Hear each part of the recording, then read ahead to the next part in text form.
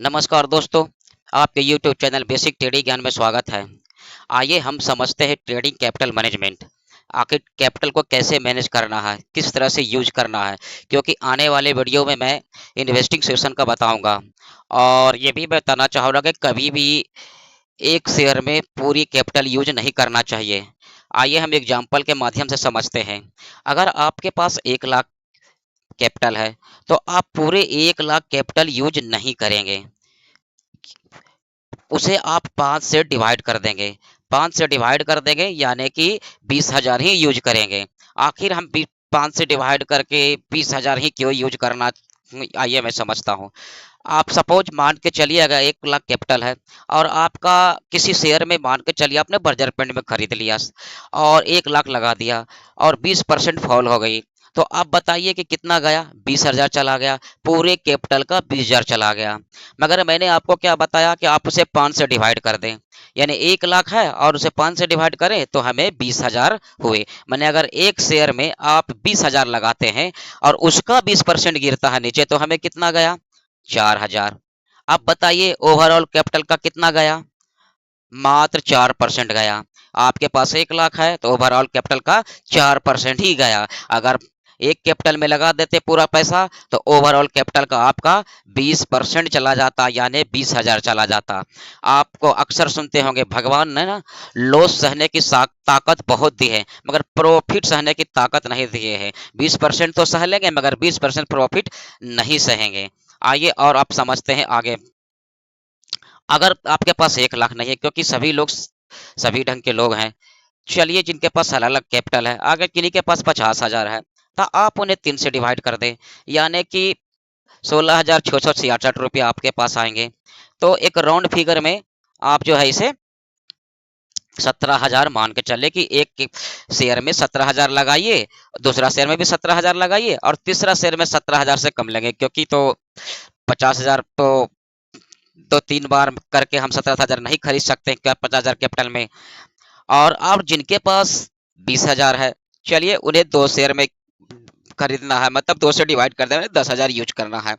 और जिनके पास 10 ही हजार है, केवल 10,000, तब उन्हें तो केवल 10,000 है तो टोटल लगाना है। आप समझते हैं कि ऐसा क्यों करना है? आप देखिए कि सबसे पहले मैं 50,000 पर आता हूँ। जो 50,000 जिनके पास कैपिटल है और 17,000, उन्हें 17,000 का कोई शेयर खरीद लिया, मान के चलिए उसने रिलायंस खरीद लिया और उनका 20% लॉस हो गया, तो कितना गया? ये देखिए जो लिखा हुआ 3,400। 3,400 यानी कि ओवरऑल कैपिटल का कितना गया?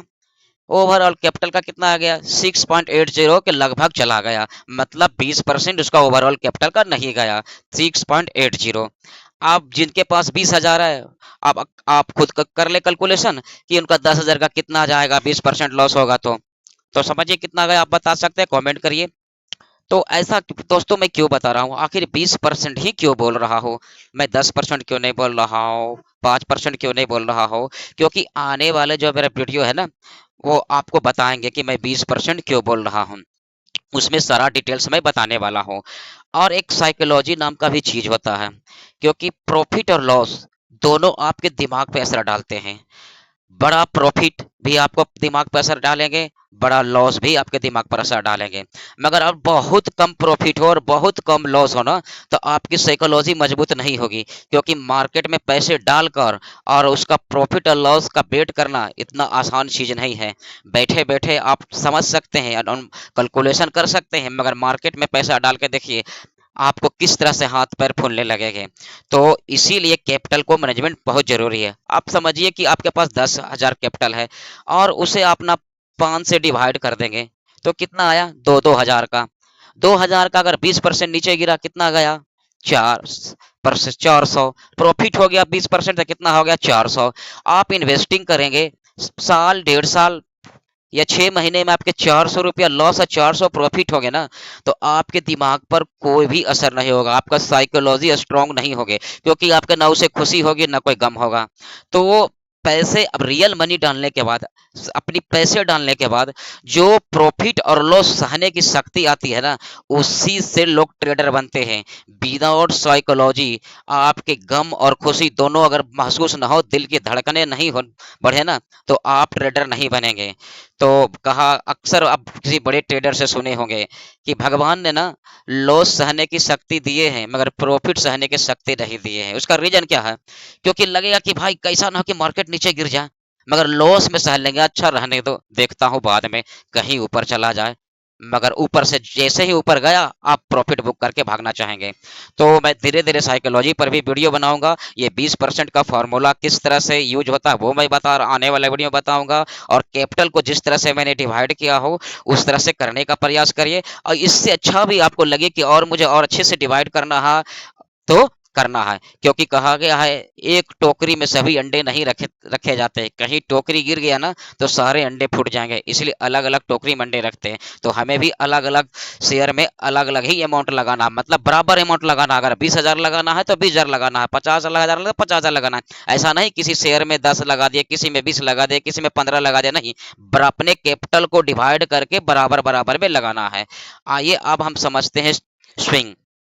फिर भी अगर आपको मन में डाउट लग रहा है कि ये 20% क्यों बोल रहे हैं कि तो 20% आपको वेट करिए, नेक्स्ट वीडियो का आपको मिल जाएगा, उसमें समझ में आ जाएगा।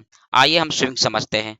देखिए स्विंग क्या है। स्विंग का मतलब होता है एक झूला। ये झूला अक्सर हम लोग मेला में झूला करते हैं, बचपन में भी झूला करते थे, हो सकता अभी भी झूल रहे होंगे, मैं तो अभी भी झूलता हूँ अपनी मर्जी के अनुसार।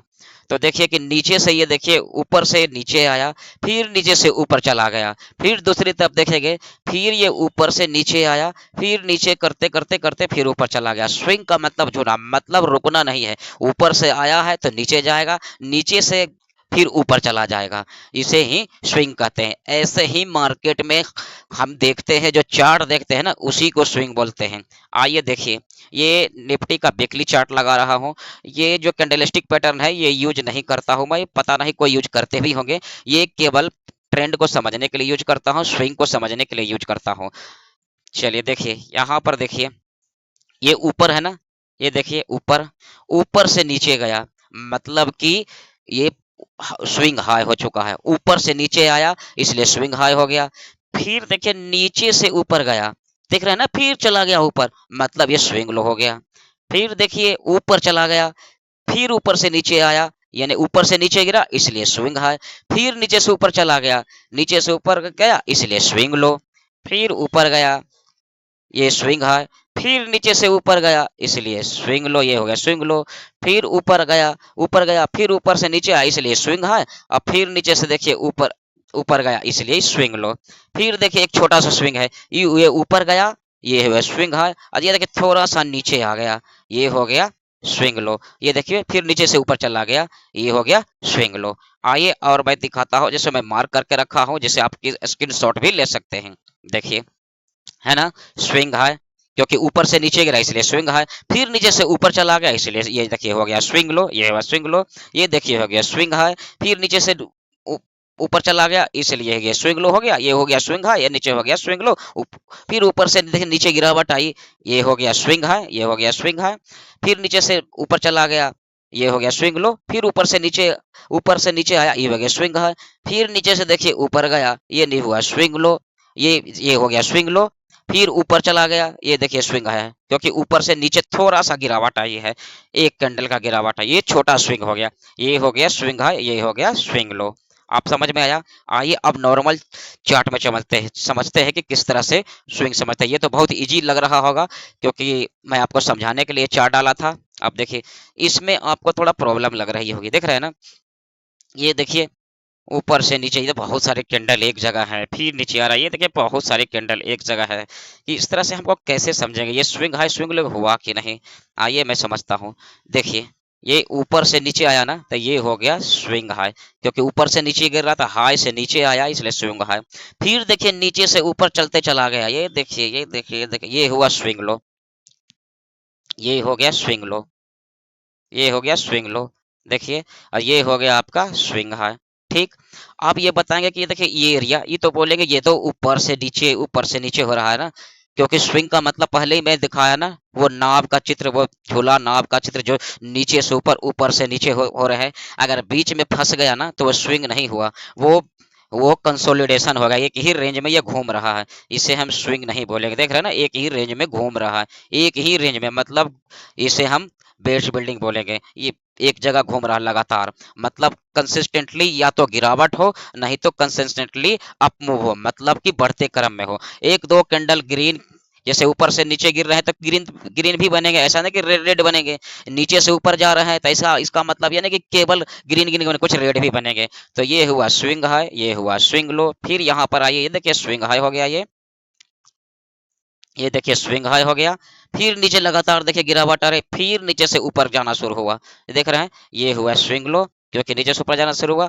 और देखिए यहाँ पर एरिया, देखिए यहाँ भी देखिए एक जगह रुक गया। मतलब स्विंग का मतलब क्या होता है? लगातार गिरावट या लगातार बढ़ना। इसका मतलब ये नहीं बोलेंगे कि ये स्विंग है, ये स्विंग इतना, इस स्विंग को हमको नहीं पकड़ना, ये स्विंग हमारे किसी काम का नहीं है, क्योंकि ये बेस बिल्डिंग करने लगा है। देख रहे हैं ना, इसके बाद लगातार बढ़ते चले जा रहे हैं, बढ़ते चले जा रहे हैं लगातार, ये देख रहे हैं, ये देखिए लगातार, देखते लगातार बढ़ते जा रहे हैं। ये हुआ, देख रहे हैं ना, ये नीचे स्विंग लो हो गया, ये देखिए, ये स्विंग लो, ठीक है। अब देखिए फिर एक छोटा सा स्विंग हो गया, ये ऊपर गया, ये देखिए स्विंग है, ये देखिए स्विंग है, ये देखिए। फिर एक छोटा सा नीचे गिरावट एकदम फ्रेश, देख रहे हैं ना, ऐसा बेस बिल्डिंग नहीं है जहां ये बेस बिल्डिंग था, ये बेस बिल्डिंग नहीं करा एक ही जगह, ये लगातार नीचे गिरा और फिर ऊपर चला गया। ये देखिए, ये हो गया स्विंग लो, ये, हाँ। फिर देखिए यहाँ पर फिर ऊपर गया, फिर यहीं से ही गिर गया, ये हुआ स्विंग है। फिर लगातार नीचे आया, फिर यहाँ पर बेस बिल्डिंग किया, यहीं से फिर ऊपर चला गया, ये हो गया स्विंग लो, ये पूरा एरिया हो गया स्विंग लो। फिर ऊपर से बढ़ते बढ़ते बढ़ते वहां चला गया, ये हो गया स्विंग है, देखे। फिर लगातार देखिए, ये कोरोना काल का 2020 का गिरावट है, देखिए बहुत शार्प गिरा है। ये नीचे लगातार गिरना शुरू हो गया, गिरते गिरते गिरते गिरते डायरेक्ट नीचे। फिर यहाँ से इस एरिया से देखिए ऊपर चला गया, ये स्विंग है, सॉरी ये स्विंग लो हो गया। फिर देखिए ऊपर गया, यहाँ से फिर नीचे गिरावट हुई, थोड़ा सा, ये थोड़ा ये भी बोलिए तो ये छोटा स्विंग है, ये होगा स्विंग है, और ये हो गया आपका स्विंग लो, ठीक है। आप इस तरह से पकड़ेंगे, क्योंकि छोटी छोटी, ये देखिए यहाँ भी उस तरह से स्विंग है और नीचे स्विंग लो हो गया। इस तरह से हमें पकड़ना है। ये धीरे धीरे, अगर आप बिल्कुल नए हैं तो धीरे धीरे चार्ट को समझेंगे, मगर टाइम फ्रेम बड़ा रखना है, बिकली का ही रखना है। स्विंग को समझने के लिए बिकली का ही रखना, क्योंकि छोटे टाइम में बहुत नॉइज होंगे जो आपको समझ में आएगा नहीं, आपको इस तरह से महसूस होगा छोटे टाइम फ्रेम में, तो स्विंग को पकड़ने में आपका बड़ा मुश्किल हो जाएगा। तो आप समझा कि हमें करना क्या है। अब आइए देखिए, मैं आप मार्क करके रखा हूँ, ये देखिए स्विंग है, ऊपर से नीचे गिरा था इसलिए स्विंग हाई, नीचे आ गया, अब नीचे से ऊपर गया इसलिए स्विंग लो। फिर ऊपर चला गया, ऊपर से नीचे गिरा, ये देखिए ऊपर से ही गिरा इसलिए स्विंग हाई, स्विंग नीचे से फिर ऊपर चला गया इसलिए देखिए ये स्विंग लो हो गया। इस तरह से देखिए swing high, swing low, swing high, swing low, swing high, swing low, swing high, swing low, देख रहे हैं, ये स्विंग लो, फिर स्विंग हाई, फिर स्विंग लो। तो दोस्तों आपको समझ में आया? नहीं समझ में आया तो कमेंट करेंगे। ये तो अभी बस शुरुआत है, आगे बहुत कुछ बताने वाला हो। मेरे वीडियो को लाइक और सब्सक्राइब करें, और मिलते हैं नेक्स्ट वीडियो में, इन्वेस्टिंग सेक्शन में। वो वीडियो केवल एक ही वीडियो नहीं बनाएंगे, समझ में नहीं आएगा कमेंट करेंगे तो बार बार उस